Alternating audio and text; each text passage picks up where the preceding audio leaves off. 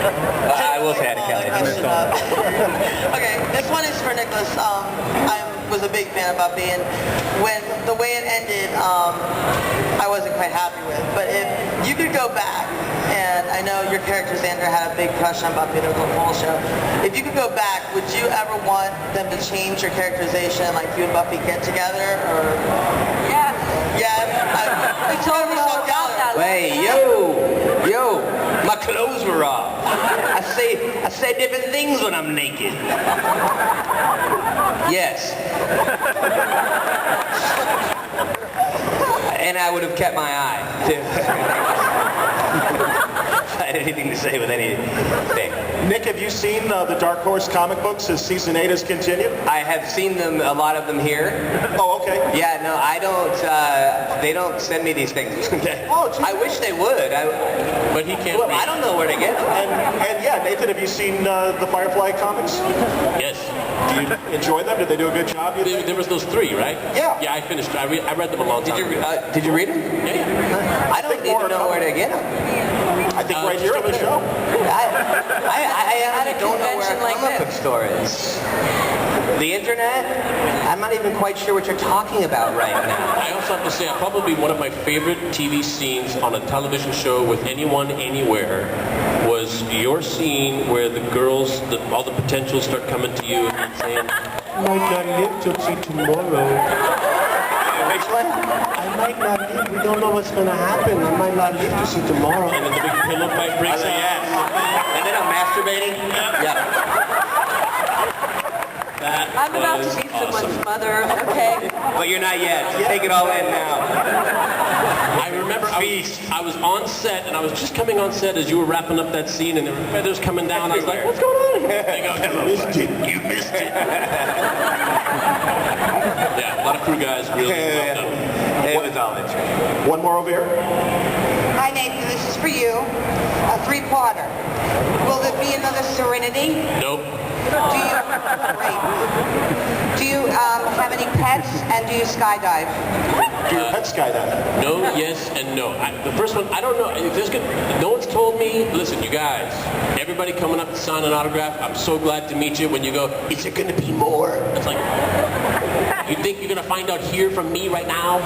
This is not how it's going to happen. It's going to be on the internet. It's going to be big. It's going to be thing. It won't be like, yeah, from me at the table. Do I have pets? Yes, I have a cat. She came with the house I rent. I'm not a fan of cats. It happens, yeah. She's 18 years old. I go, great, she's gonna die pretty soon, right? That's when they cat. 6 years ago. He still has to buy cat food. Remarkable. Just stop buying the cat food. Problem solved. Hello. I can't believe we haven't talked about this before. Anyone here? Got time? This is for Nathan. In Firefly, your character just flowed all the way through really well. But then when I did War Stories, when you were tortured, it was a little bit more dramatic. Did you find that hard to do, or do you have to set yourself up for it? No, I'll tell you what was the hardest part about War Stories was there's a portion of the thing where we're getting electrocuted up against these kind of, we're tied to these racks. So we're getting electrocuted, so we're just doing kind of like epileptic fits, all that. The next day, the back of our heads were swollen like we were smart. Yeah, that hurt. But no, it was just more of the same. Keep acting. Act harder. Act stronger. Act less. Act better. There's that too. Got another question here? This is for Nicholas. What was your favorite episode of Buffy to shoot? Yeah, actually, all 3 of you, I want to know favorite episodes that you've done in the Whedonverse. Probably,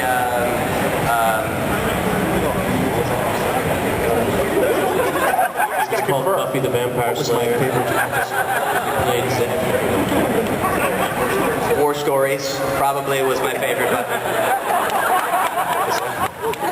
I think so. Either the musical or Hush, I think probably. And then followed by probably number 144 on the list would be the one where I lost my eye. So Nathan would be in the worst episode I've ever experienced at Buffy the Vampire Slayer. And it's not you. Good for me. No, yeah. I mean, you made a list.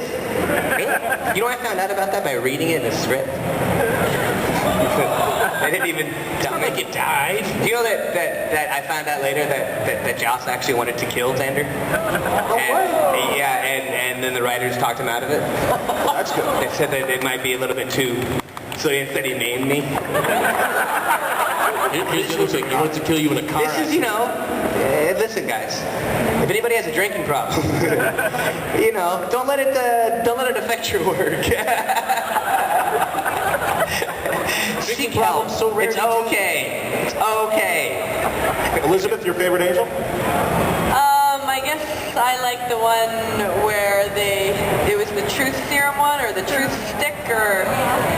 You got hit by the truth stick. It was the first time I was ever funny in my life, and I think the last. And I loved it. No, it was probably my favorite one. Okay. Nathan?